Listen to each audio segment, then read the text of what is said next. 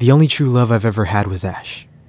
My existence would be meaningless without him, and I feel the need for everything I do to revolve around him. Many feel that it's wrong for a man of my age to be in love with a child, but this is different. Allow me to explain. I met Ash's mother in high school, and we hit it off right from the start. We were the perfect couple. We never even had a single fight. We eventually settled down, got married, and bought a house in the quiet, secluded town of Pallet. We were both experts on Pokemon.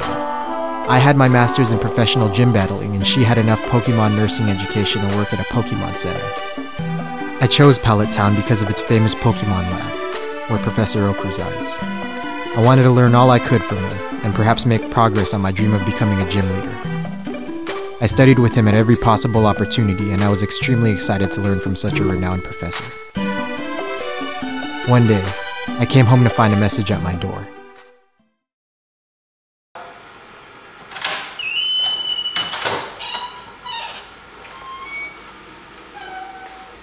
Hey, Janet. Hey, James. Nice to see you again. Professor's been waiting for you. Come follow me.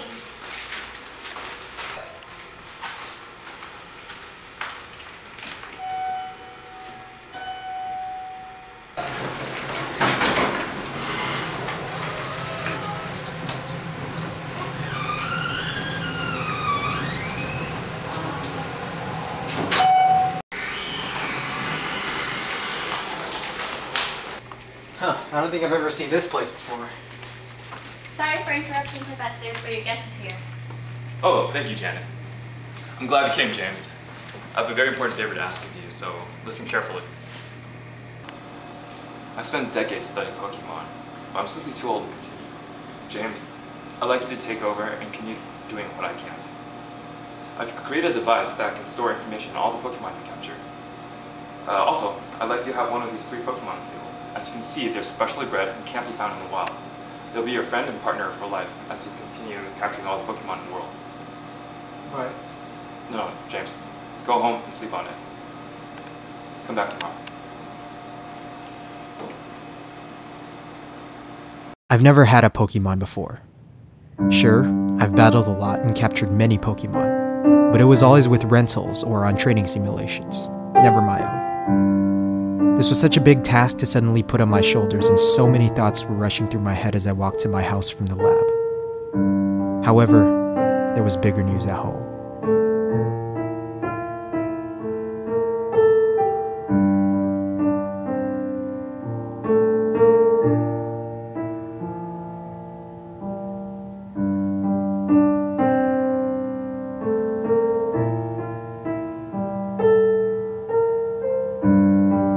It was all too much for me to handle, so I left my wife some money and I ran away like a coward.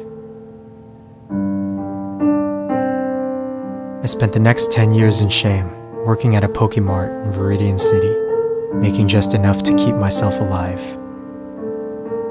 I had absolutely no contact with my wife, and she'd given up on trying to find me. I left her with enough money to raise the child, and from what Professor Oak tells me, she's making some extra money on the side, caring for the injured Pokemon of journeying trainers. I wrote letters to Oak constantly, and he occasionally replied. He's promised not to talk to my wife about me, and the topic of my continuing his research hasn't come up since the day I left. I'd abandoned my dream of becoming a gym leader, and instead simply focused on keeping alive an unknown. That was, of course, until I had heard what had become of my son. It was just like any other day, the same mindless, shameful job.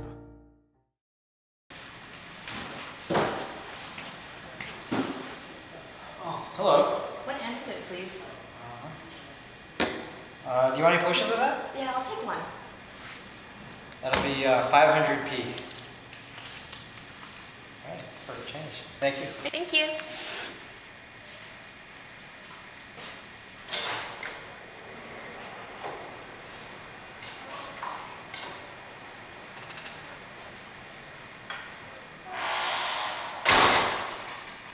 Oh, so you must be the one to pick up Oak's monthly parcel, correct?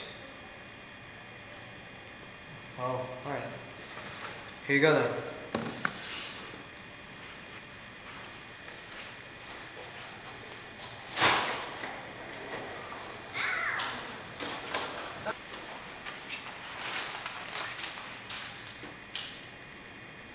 Telegram for James Ketchum. Dear James, hopefully this will get to you in time. I have found someone to continue my research for me. Stop. Although he is quite young, upon looking at him, I could tell right away that he had the same energy as you. Stop. I assigned him and one of his friends to complete my Pokédex, and I'd like you to give him that parcel that I asked for to him and to show him how to catch a Pokemon. Stop. He's a quiet boy, but a really great listener. Stop. Give him what he needs. After all, he is your son. Stop. His name is Ash, and I think he'll grow up to be a great Pokemon trainer, just like you. Stop. The professor sends his regards. I was dumbfounded. My son, whom I've never seen before, was becoming a trainer, and I'd just seen him slip right through my fingers, and I might never have a chance to see him again. For the first time in 10 years, I went back to Pallet. I made my way towards Oaks, just perfectly avoiding my wife.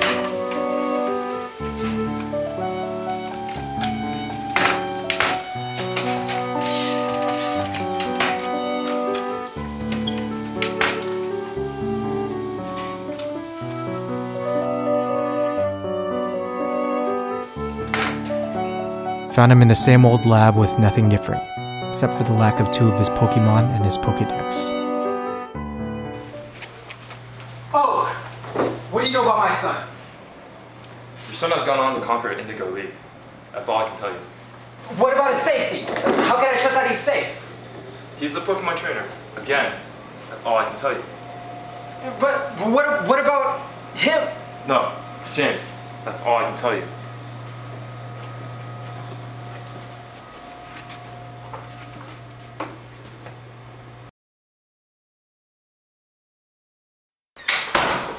At first, I was disappointed that he had only given me that bit of info, but I realized that was all I needed.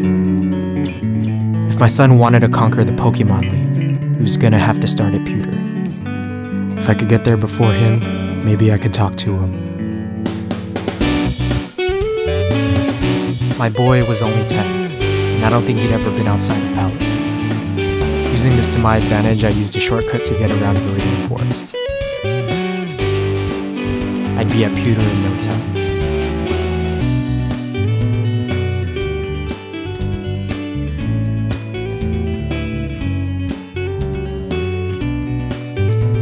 I remembered everything they taught me about gyms from a course I took during college, like the fact that Pewter's type was rock. I thought it would be a good idea to pass that information on to Ash. Of course, he was so masterful as a trainer that I'll bet he could have easily conquered the league without my help. I was wrong to think that I'd never see him again after that fateful day at the Pokemart. He's making appearances every week on TV now, and even his most famous battles are in syndication. But here I was in Ash's humble beginnings, following him throughout his adventure and giving him all this help anonymously. Father and son, challenging the league. To me, it was the perfect plan. He came in, and I would always explain everything to him, but I just could never admit that I was his dad. In fact, every time I tried to tell him what was really going on, that I was the father he never knew, I could only squeeze out the words, "Yo, champ in the making."